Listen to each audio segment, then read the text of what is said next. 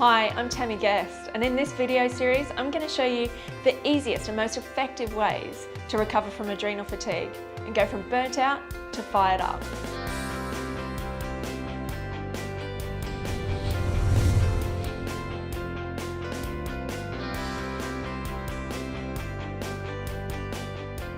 Do you wake up in the morning feeling unrefreshed? Maybe you get a lull and head for a coffee at 11. You get that nana nap feeling at about 2 to 4 o'clock in the afternoon. But you perk right up at 6 o'clock at night and then maybe hit a wall at about 9:30. But if you manage to stay up that little bit later, you get that second wind at 11 p.m. to 1 a.m. This is the classic fatigue picture for cortisol. Cortisol is this cool stress hormone that protects us from the effects of our other main stress hormone, adrenaline. Cortisol has a diurnal pattern. This means it's got 2 natural dips during the day. Generally, these dips are periods of rest for our body if we honour them. But unfortunately, most of us plough on, completely ignoring our body's natural rhythm. And if we do this long enough, our adrenal glands, which sit on top of our kidneys, burn out. Our adrenal glands are spongy, pyramid-shaped glands that sit on top of our kidneys. Every time we perceive a stress, be it physical, emotional, or mental, they release adrenaline to help us get through. Adrenaline is our fight or flight response. It gets our heart rate going, it gets our blood flowing, makes us focus on one thing and get that thing done. In caveman times, this had us running away from saber-toothed tigers, but these days it's got us answering our phones, paying bills, being late, being early, stubbing our toe, or even training for marathons. We're placing much more of a long-term demand on our adrenals, and as such, they're getting exhausted, and so are we.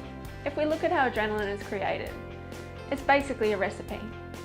It's easy as grabbing some protein, separating with some stomach acid, adding some zinc, some B3, some B6, add a bit more iron, vitamin C and magnesium, and bam, we've got adrenaline.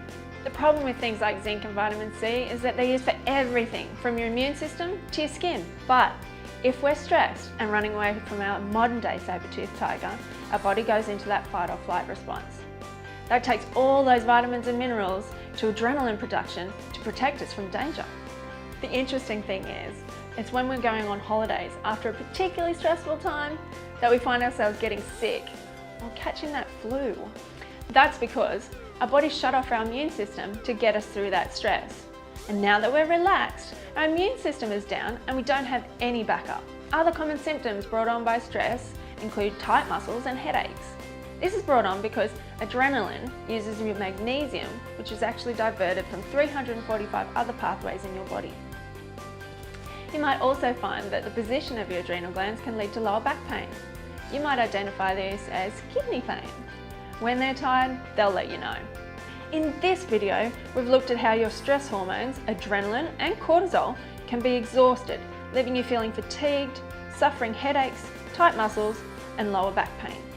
Join me for the rest of this video series where I'll be showing you more easy ways to gain more energy and deal with stress on a cellular level and go from burnt out to fired up.